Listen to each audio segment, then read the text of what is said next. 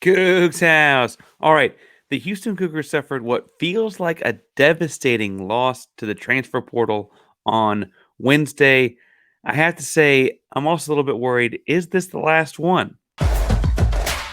You are Locked On Cougs, your daily podcast on the Houston Cougars, part of the Locked On Podcast Network, your team every day.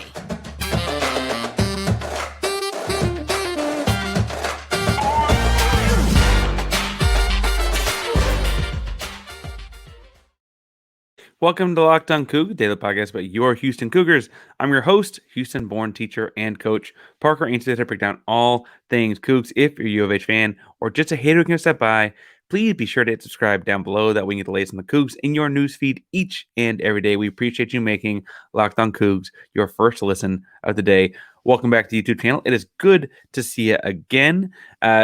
We've been giving away things every 250 subscribers, and we just got over the 750 mark. Congrats to Bert, who won. The jacket is on the way. We're going to be giving out something else at 1,000. We're still figuring out what that is, but remember, the faster we get there, the bigger I think the prize will be. So to get there, A, hit subscribe so we get to 1,000, and B, make sure you're commenting and liking videos so we know to get stuff too. If after talking about some transfer portal losses today, you're like, I don't quite know what I want to do or what I want to say about the Houston Cougar football program, in the comments, tell us how many meals a day you could have breakfast tacos. I think my answer is 4. So what I want to talk a little bit about is obviously the big news of the day, Wednesday, in the football program was Cameron Johnson transferring out, entering the transfer portal. We're going to talk about what all went into that in the first segment. Second segment, I want to talk a little bit about media availability this week and kind of how Naghavi and Patrick Paul both did not necessarily have anything too terribly obvious for what was coming there. And then last but not least, in the last segment, I'll talk some about what this does for the offensive line depth. Houston's offensive line is already a little thin, and so what does this do to impact things, and what could this tell us about potential worse things to come? So I want to talk a little bit about Cameron Johnson leaving the conference. He was a third-team All-American Athletic Conference guard, played left guard last season, and after transferring, he was quoted when asked about it as, "I just feel like it was the time for me to part ways with the University of Houston.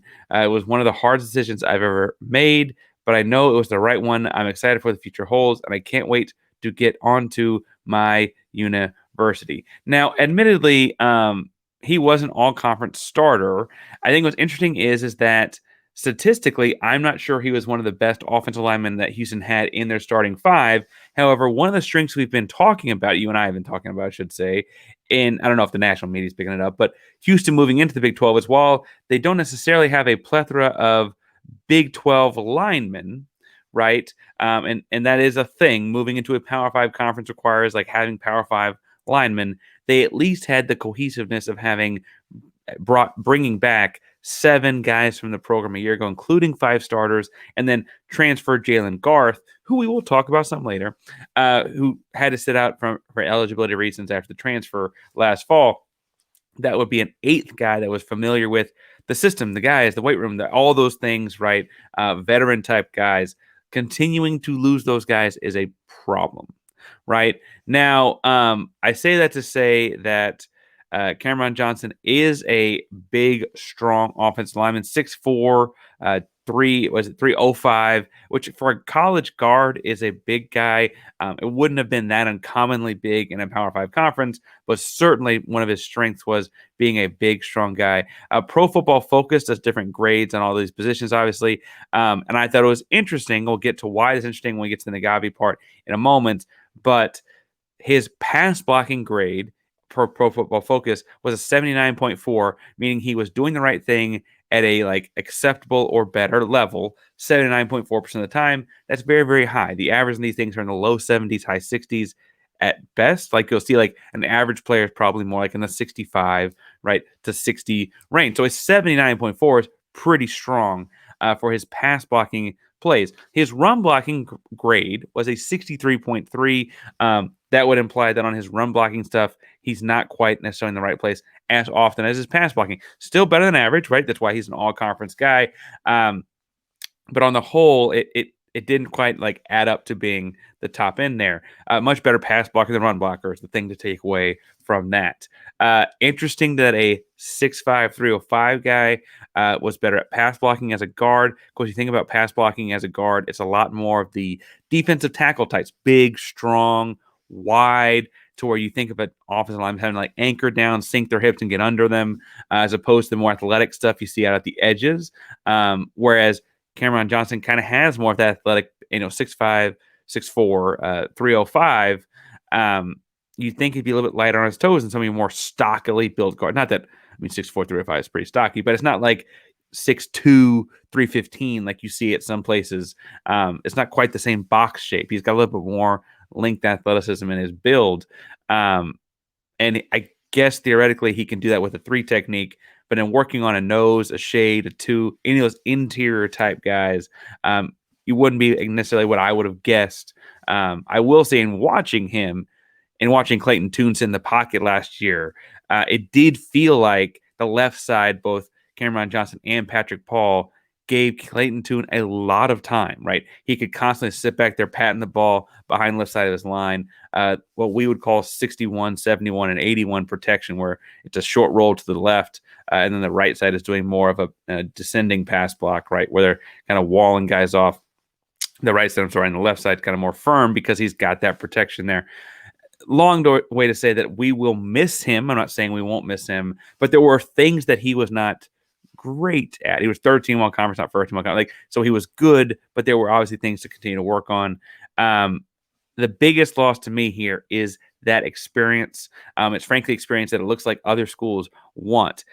Within hours of entering the transfer portal, even though it's like a little bit early to get involved in all that, he already had offers from both Cal and Maryland. And frankly, by the time you're listening to this, I'm sure it will have added up to being even more. It's a big, big loss. Again, in Power 5 schools that, aren't quite Big 12 schools, right? But like schools that have had good years in like the Aaron Rodgers years where they had beast mode stuff, like Cal were great. And like Maryland has had kind of like a wonky history depending on what conference they're in or whatever. Like they think that they can pull him in and turn him into something as well. So we'll see where he ends up. Frankly, Cameron, if you're listening to this, I do wish you the best. Like I have no ill will. Like kids got to find the best fit for them and those kind of things. I'm not that kind of guy. I just feel like the cohesiveness moving into the Big 12, all of those things, like probably would have been the best situation for him in Houston. Houston, even with the changes that they're doing in the offensive staff, Holgorsen is a guy that throws the ball a lot. He's a good pass blocker, Cameron is. Would have thought that like that all tied up together, and it doesn't sound like it did. And the second segment, I'm going to talk some about Eman Naghavi's interview or his media availability on Tuesday, and like kind of pick up some tea leaves that might have been there. Also, Patrick Paul gave a media availability, and like there might have been something even there to talk about like things that are changing in the offensive line meeting room. However, first, we got to talk a little bit about things that are changing here at Locked On, because we are now partnered with FanDuel. If you have not heard yet, I don't know how, but we have been partnered with FanDuel. There's our new sports betting partner as of just a few weeks ago, and it is the midway point in the NBA season, and that means it's the perfect time to download FanDuel. It's great timing. America's #1 sports book, because new customers get a no-sweat first bet up to $1,000 in bonus bets. That's right. You get up to $1,000 bonus back if your first bet does not win. Just download the FanDuel Sportsbook app. It's safe, secure, and super easy to use. Think of it on everything from the money line to points scored and threes drained. Now, Houston does not play in the NBA on Thursday. The Houston men do not play a college basketball game on Thursday. Although I will say, if you're going to the games, your Session 2 pass that gets you into the Friday set of games to watch Houston play will also get into the women's championship game on Thursday night, and Houston has a chance to win the American Athletic Conference tournament for the first time ever. This is a total sidebar. Go check that out. I will say that the NBA game, though, on FanDuel that sparked my attention was that the Golden State Warriors are only favored by 2 points in Memphis. I get that the game is in Memphis and like there's some animosity with Draymond Green and Dylan Brooks or something like that. I mean, those two guys jaw a lot.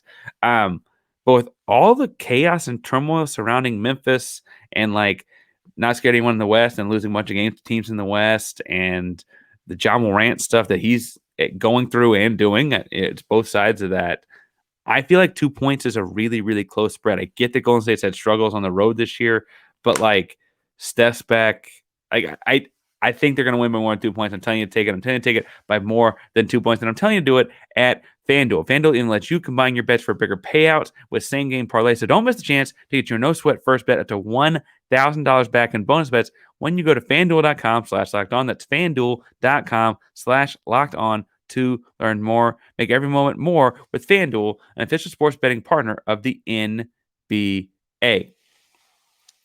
All right. So I said in the second segment, I want to talk some about Naghavi's media availability. It's available at Content Solutions, their YouTube channel. They put those kind of things out. It's not like a secret thing. But after the Cameron Johnson news came out, I think it puts a different light on it. I think it sheds a different light on the program. And frankly, it might drop foreshadowing for like what could be coming as well down the line. In the interview, it was the first time we've really gotten to heard a lot from Naghavi in a more casual setting. It was just, guys, their phones and microphones, the quick little kind of things after practice and that kind of stuff.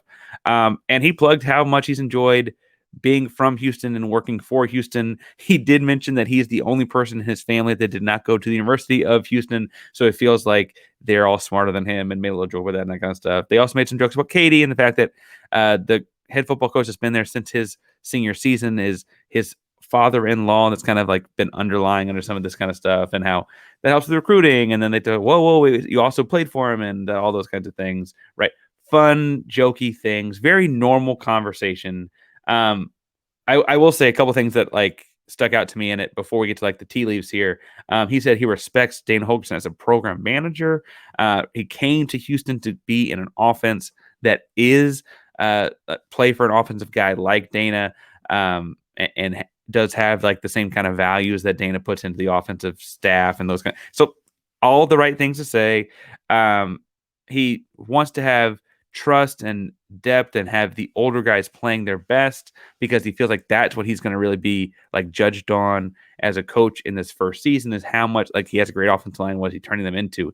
At the time when he said that, we thought Cameron Johnson was going to be returning. He'd thus be returning all 5 starters and be pulling in a guy that a former 4-star that transferred in, right? Like those kinds of things you would think would be building towards a good offensive line season, and you may still.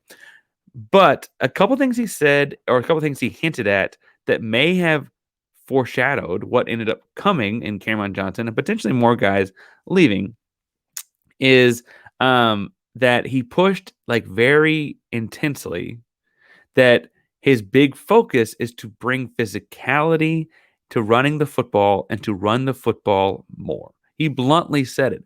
And I didn't think of that as being too big of a surprise on Tuesday. I would have talked with you about it if I did.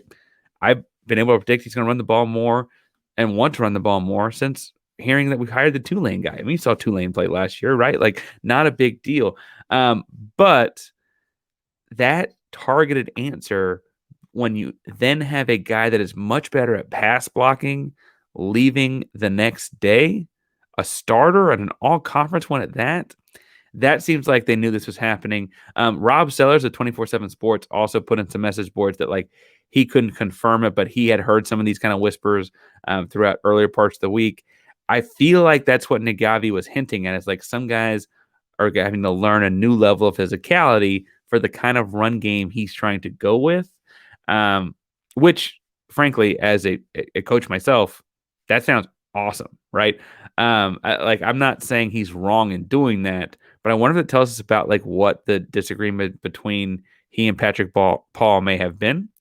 I also looked at this like comment he made about like building trust depth and wanting to get the older guys playing their best as older guys was interesting because like, is he alluding to like there was some resistance from some of the older guys? I would imagine as a returning starter, Cameron Johnson would be one of said older guys. And what does that look like, right? What is going on between the two there. We're not in meeting rooms watching film. And I can tell right now, having been I obviously played Division III football many years ago, but the idea that like the criticism wouldn't be on the field where cameras are. The criticism that the headbutting happens in film rooms and meeting rooms, and they're talking about practice film and they're breaking down like what happened there and why did you do this? Why did you? That's when the severity of those kind of conversations kind of hits. Across the whole, I feel like there are other parts of Naghavi's interview were like fairly mundane, but those two things stuck out to me as like, did he hint at this in front of us without us really realizing it at practice or after practice on Tuesday, right? Like, should someone have been picking up on like, ooh, something's about to shake down. He's changing things up.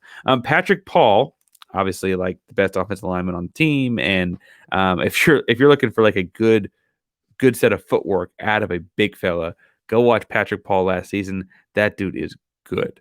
But as a leader of the offensive line group, right, returning starter and all those things, he also spoke to the media, the available media after practice, and he said that he admitted it was going to be a big challenge when we go to the Big 12, and that he thought the work ethic was there, but the discipline needs to be better. Now, I took that Tuesday, and I still kind of take that as that Houston had so many penalties last season, and a lot of those penalties follow the offensive line.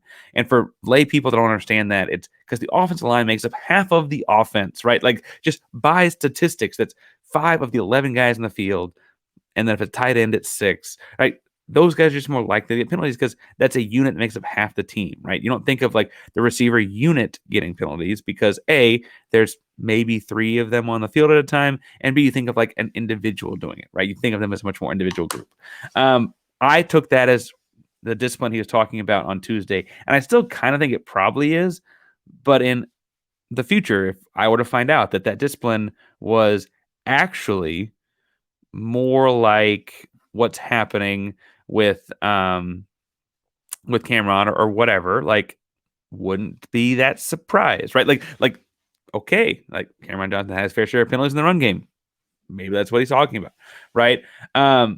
Patrick Paul, who was an advocate for Jones, the predecessor to Eman Naghavi, said that he loves the Naghavi's techniques, and he's been working on his stance and narrowing his stance and doing more to get his narrow his stance, get out of his body frame on things like blocks downfield and down blocks, that kind of stuff. Naghavi's a big zone guy, so with the backside of zone, be doing that same kind of footwork. Like, that makes a lot of sense to me, especially as a left tackle. You don't want the crazy elongated stance. You're going to be running the ball more.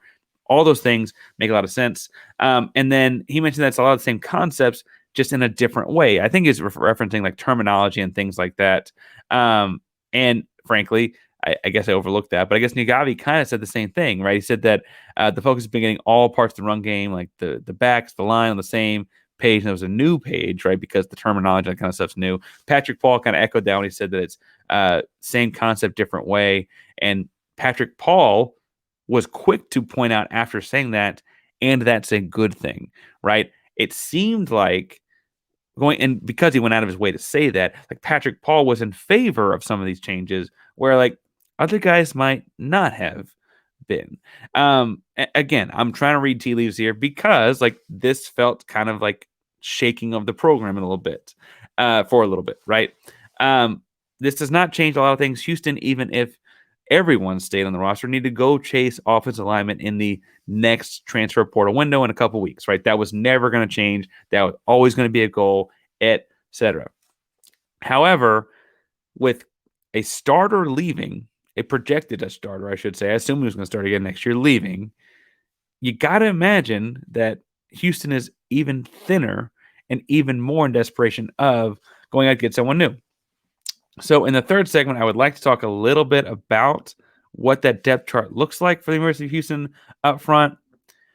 So let's jump on into it. I feel like you got to point out that also Chase Todd, who got a little bit less run, obviously, a redshirt junior, also transferred out. I don't have inklings or inclinations that he and Cameron Johnson were friends or friendly outside of the fact that they were teammates. But I don't have any information that they weren't either. Like, I could see it very well being like, well, my buddy's out of here too. I'm getting out of here, right? When I look at like depth chart and what Houston does to replace these guys up front, replacing Cameron Johnson is hard, right? He was a starter at left guard, and guard is a unique position. It's not quite the athlete of a tackle, right? Because you're not doing the same kind of athletic things in space and keeping up with defensive linemen and one-on-one pass blocking, those kinds of things. You kind of have to have someone, especially in this run game that Naghavi ran at Tulane, where we're constantly like trying to dig out and scoop out like shades and that kind of stuff. Big guys. You kind of have to be a little nasty. You got to find someone who's got a little bit of that stuff, like like snarl and that kind of stuff. Just in them, just innately, like you got to have. That's hard to coach and put into somebody, right? When I look at guys on the roster, my initial thought was, does Tank Jenkins come back and play on the left side? Now, so Tank Jenkins, you remember, transferred from A&M back in the pandemic, and then sat out the pandemic season, but didn't lose any eligibility. Obviously, came back in 2021 as a sophomore and started all 14 games. And 2021 was a great Houston Cougar football season, right? Like that he started at right guard in all those games feels important. And then last year, he played in, suited up for all 13 games, but only started in one, the UTSA game, right? To further this issue, like he played just 260 snaps in 2021. He played over 1,000 in he played just over 260 snaps in 2022, played over 1,000 in 2021, right? That discrepancy tells me something was going on between him and Brandon Jones or the staff, or someone else needed to play more or whatever, right? Something happened between those two seasons. And it could be as simple as pulling new guys in the roster too. I don't mean to say it wasn't. However, I wonder if it's time for him to step up for his senior season and move to left guard and be back to that guy that has high pass blocking ratings and high run grades and those kinds of things, but just move from right to left. I'm also intrigued by big fella named Jalen Garth. I mentioned him at the top of the show. Jalen transferred in from the University of Texas at the end of last summer, but was ruled ineligible on a late transfer. That's the way it goes. But he did practice and do all those kinds of, like he was involved with the team in a way since then. And in doing that, I felt like obviously they've changed coaches. That might negate the comfort he had, but it also means that while he didn't get a whole lot of reps and playing time last year, he is a guy. I mean, he was a 2020 high school grad. So what does that make him? Kind of a freshman, kind of a sophomore. Like he is kind of a junior, kind of a sophomore as far as like where his eligibility goes and those kinds of things. 2019. Sorry, grad 2019. But he's on the veteran side, so I'm getting at. Like he's been in college a while, even if he didn't play a lot of games last season and didn't get into the depth chart at the University of Texas, Austin. Now, I have to say about going to University of Texas, Austin, they've had plenty of four-star kids come through there, not play well on campus, and then end up being good somewhere else or good in the NFL or whatever, right? I personally don't weigh guys with 4 and 5 stars coming out of high school and not making it at a school like that, right? Again, like whatever you want to say about them, they take 4-star and 5-star guys every year, and so they get disinterested with a guy like Jalen very quickly, and it's like, we'll just play the next 4-star. And they've won one title since integration. It's like that's their own thing. But with that said, Jalen Garth may still be a 4-star caliber NFL potential type of product, right? He played tackle in high school, and he's listed at what's he got here? 6'5", 309. So like slightly larger. I wonder if you could move him into the left guard spot as well, depending on the kinds of things that he has developed into being good at. It's been a while since anyone will see him play, but in watching his high school tape, he kind of seemed to have that, like when I'm talking about the snarl and like messed like grr kind of grill, right? Like he kind of seemed to have that kind of stuff as a high school kid. Can you get that back out of him at this level? For what it's worth, like he didn't get a whole lot of snaps at UT Austin, but he did see what Big 12 football in practice looked like. Like he understands the like task at hand in that sense. And frankly, there's part of me in the back of my mind that wonders, is part of the reason Cameron Johnson left because he saw the writing on the wall with a guy like Jalen Garth, right? Like we've got this guy on campus and he can do a lot of these things and he's already been in the Big 12 and I need to find somewhere I can start, right? Like I would not be surprised if it came out next fall, if that was actually the plan the whole time, right? I don't have any information on that being the plan. I just could see that happening. I'm excited to see what Jalen Garth looks like in the spring game on April 7th. Frankly, it'll be interesting to see what the line situation looks like on April 7th, because as we continue to see linemen leave, I'm worried that you have 10 of them to go 5 on one side and 5 on the other in April 7th, right? Now, with that said, they'll find some way to play the game. I mean, they won't, but this does typically happen with the changing of position coaches. Houston is not unique in that, right? It's a little unique that's happening now, but Houston is not unique in the sense that you lose guys from particular positions as you change position coaches. Kids feel a loyalty to the guy that recruited them in, right? That's totally normal. Speaking of guys that feeling loyal to who recruited them in, I wonder if there's some way that we see this kid on the field named Jasper Parks. Jasper Parks is a big JUCO recruit. JUCO transfer, a 6'7", 315. So he decidedly not a guard. That is too tall to be a guard. Just a lot of angles to get down as low as a guard needs to be to dig guys out in the run game. However, could you see a shuffling of offensive linemen around and him playing somewhere else at tackle? Potentially, right? I don't know what's going to happen there. I'm going to keep an eye on it. I'm sure. So you're listening to this Thursday morning. By the end of Thursday's practice, I'm sure someone has asked, right? So pay attention to the message boards, pay attention to the people reporting. The answer may be as simple as being out later today. But it was interesting to see the world get shocked by this and how this trickled into a bunch of different avenues all around the Houston Cougar football program, especially at a time when there's so many other programs to be paying attention to on campus, right? It felt almost like a Friday news dump as Houston's heading into the weekend of college basketball, right? In that weekend of college basketball, we need to point out that if you're listening to the show, you got to this point, first of all, thank you. But also, please support the women's college basketball team. They are in the American Athletic Conference tournament final for the first time ever. They probably need to win it to get into the big dance. Layla Blair is great and fantastic, and the team is a ton of fun. Go check them out, please. Huey's a great coach as well. So go check them out. The game is at 8 o'clock Central Time.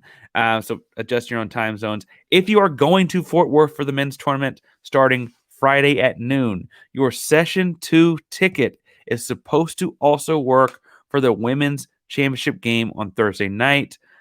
That's what all the publications from U of H say. That's what the website says. So if they don't let you in, start fighting with them about it, like verbally, right? But they should let you in to go check that out. Go cheer them on in the championship game. Get an American Conference title championship on your way out the conference. What better way to do it? And then go turn around and cheer on the boys on Friday afternoon. We're talking all things Houston Cougars. Hopefully a women's and men's conference championship all day, every day at Painsworth 512 and on this show. So you can find me at Painsworth 512, PAINSWRTH 512 on all of your various social media handles. I'll be happy to talk all things Cougar football, basketball. I guess I got to pick up the baseball bats a little bit and talk about baseball too. We'll see all things spring football, all things transfer portal. We got to get back to talk some about the Big 12 because I think there's going to be some big news in the near future with all the conferences meeting up and those kinds of things too. We got to talk about Houston Rockets and Astros and those kind of things. If you want to find me on Twitter, I'll be happy to talk about those there as well. I got a wall of Jordans behind me. I love to talk sneakers. So no, I don't hit on the sneakers app a whole lot. I do a little bit, obviously. But anyway, find me on Twitter, social media, all those kind of things at Painsworth512. Talk about all of that. Thanks so much for listening to Locked On Cougs today and making us your first listen. If you're looking for a second listen, let me recommend Locked On Big 12. He's doing a great job, Josh is over there, about talking about both the Big 12 basketball tournament happening, which isn't necessarily like the most pertinent to us right now. It will be a year from now. But he's also talking a lot about the conference realignment stuff in his other episodes and doing a great job of talking about that. So make sure you check that out to get the latest on what the conference will look like. Thank you again for subscribing, downloading all the wonderful things that help out the podcast. Locked On Cougs is a proud member of Locked On Podcast Network. Your team every day. Go Cougs.